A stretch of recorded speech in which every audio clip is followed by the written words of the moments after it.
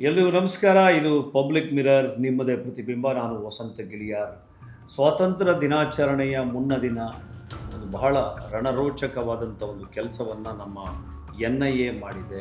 ರಾಷ್ಟ್ರೀಯ ಭದ್ರತಾ ಪಡೆ 253 ಜನರನ್ನು ಬಂಧಿಸಿದೆ. ಅವ್ರು ಯಾರು ಕೇಳಿದರೆ ISI ಜೊತೆಗೆ ನೆಟ್ವರ್ಕನ್ನು ಇಟ್ಕೊಂಡಿರುವಂತಹ ಒಂದು ರೀತಿ ಉಗ್ರಗಾಮಿ ಚಟುವಟಿಕೆಗಳನ್ನು ಭಾರತದಲ್ಲಿ ನಡೆಸಲಿಕ್ಕೆ ಎಲ್ಲ ರೀತಿಯ ಸಹಕಾರವನ್ನು ನೀಡ್ತಾ ಇರುವಂಥ 253 ಜನರ ಬಂಧನ ಆಗಿದೆ. ಹಾಗೆ ಬಂಧನಕ್ಕೆ ಒಳಪಟ್ಟಂಥ ಆರೋಪಿಗಳ ಕೈಯಲ್ಲಿ ಸ್ಫೋಟಕ ವಸ್ತುಗಳು, ಶಸ್ತ್ರಾಸ್ತ್ರಗಳು, CCTV ಕ್ಯಾಮರಾಗಳು, ಅದಕ್ಕೆ ಅಳವಡಿಸುವಂಥ ಕೆಲವು ಚಿಪ್ಗಳು ಇವೆಲ್ಲ ಸಿಕ್ಕಿವೆ.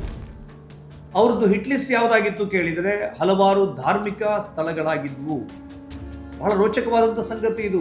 ನೋಡಿ, ಎಲ್ಲೋ ಒಂದು ಬ್ಲಾಸ್ಟ್ ಆಗಿದ್ದಿದ್ರೆ ಯಾವ ರೀತಿ ಬೊಂಬಡ ಬಜಾಯಿಸ್ತಿದ್ರು. ಇಲ್ಲಿ ದೇಶದಲ್ಲಿ ರಕ್ಷಣೆ ಇಲ್ಲ ಅನ್ನೋ ರೀತಿಯಲ್ಲಿ ಯಾವ ರೀತಿಯಲ್ಲಿ ಒಂದು ಚರ್ಚೆ ಆಗ್ತಿತ್ತು. ಆಗುವಂತಹ ಸಂಭವಿಸಬಹುದಾದಂಥ ಬಹಳ ದೊಡ್ಡ ಒಂದು ಅಪಾಯವನ್ನು ನಮ್ಮ ಭದ್ರತಾ ಪಡೆಗಳು ತಡೆದಿವೆ.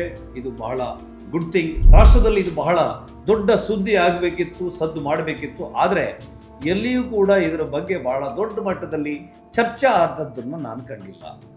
253 ಜನ ಏನು ಮಾಡಿದ್ರು ಕೇಳಿದರೆ ಬೇರೆ ಬೇರೆ ಭಾಗದಲ್ಲಿ CCTV ಕ್ಯಾಮರಾಗಳನ್ನು ಅಳವಡಿಸುವಲ್ಲಿ ಅಥವಾ ಕೆಲವು ಮಾಹಿತಿಗಳನ್ನು ರವಾನೆ ಮಾಡುವುದರಲ್ಲಿ, ಕೆಲವು ದತ್ತಾಂಶಗಳನ್ನು ಸಂಗ್ರಹ ಮಾಡುವುದರಲ್ಲಿ ನಿರತರಾಗಿದ್ದರು.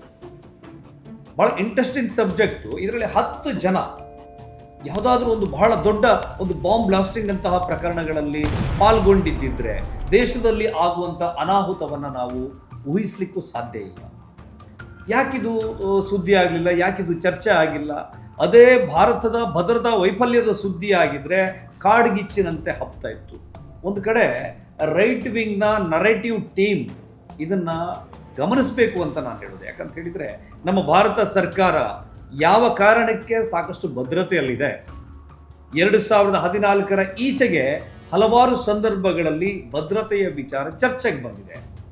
ಎಲ್ಲೋ ಒಂದು ಕಡೆ ಕಣ್ಣು ತಪ್ಪಿ ಭದ್ರತಾ ವೈಫಲ್ಯದ ಕಾರಣಕ್ಕೆ ಭಯೋತ್ಪಾದಕ ಚಟುವಟಿಕೆಗಳು ನಡೆದಾಗ ಯಾವ ರೀತಿ ಅದನ್ನು ಪೋಟ್ರೆ ಮಾಡಲಾಗ್ತದೆ. ಮೋದಿ ಸರ್ಕಾರ ಫೇಲ್ಯೂರ್, ಮೋದಿ ಸರ್ಕಾರದ ಗೃಹ ಸಚಿವರು ರಾಜೀನಾಮೆ ಕೊಡಬೇಕು ಅಂತೇಳಿ ಚರ್ಚೆ ಆಗುತ್ತೆ. ಫಾರ್ ಎಕ್ಸಾಂಪಲ್, ಮೊನ್ನೆ ಉತ್ತರ ಪ್ರದೇಶದಲ್ಲಿ 62 ಜನ, ಹರಿಯಾಣದಲ್ಲಿ 52, ದೆಹಲಿ 51, ಪಂಜಾಬ್ 44, ರಾಜಸ್ಥಾನ 15, ಮಹಾರಾಷ್ಟ್ರ 8, ಉತ್ತರಾಖಂಡ 5, ಕರ್ನಾಟಕ 3, ಗುಜರಾತ್ 3, ಬಿಹಾರ 3, ತೆಲಂಗಾಣ 2, ಹಿಮಾಚಲ ಪ್ರದೇಶ 2, ಜಮ್ಮು ಮತ್ತು ಕಾಶ್ಮೀರದಲ್ಲಿ 2, ಕೇರಳದಲ್ಲಿ 2.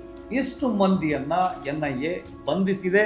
80 FIR ಪ್ರಕರಣ ಆಗಿದೆ. ಒಟ್ಟು 14 ರಾಜ್ಯಗಳಲ್ಲಿ ಭಯೋತ್ಪಾದಕ ಸಂಘಟನೆಗಳ ಜೊತೆ ನೆಟ್ವರ್ಕನ್ನು ಇರಿಸಿಕೊಂಡಿರುವವರ ಬಂಧನ ಆಗಿದೆ. ಬಹಳ ದೊಡ್ಡ ಸುದ್ದಿ ಅಂತ ನನಗಂತೂ ಅನಿಸುತ್ತೆ. ದೇಶದ ಭದ್ರತೆಯ ದೃಷ್ಟಿಯಲ್ಲಿ ಇದು ಬಹಳ ಮುಖ್ಯವಾದಂಥ ಸುದ್ದಿ. ಆದರೆ ಎಲ್ಲಿಯೂ ಕೂಡ ಇದು ದೊಡ್ಡ ಚರ್ಚೆ ಆಗಿಲ್ಲ. ನಮ್ಮ ದಿನಪತ್ರಿಕೆಯಲ್ಲಿ ಎಲ್ಲೋ ಒಂದು ಕಡೆ ಕಾಲಮ್ ನ್ಯೂಸ್ ಆಗಿ ಬಂದಿದೆ. ಇಷ್ಟು ಹೇಳ್ತಾ ನನ್ನ ಮಾತನ್ನು ಮುಗಿಸ್ತೀನಿ. ನಮಸ್ಕಾರ.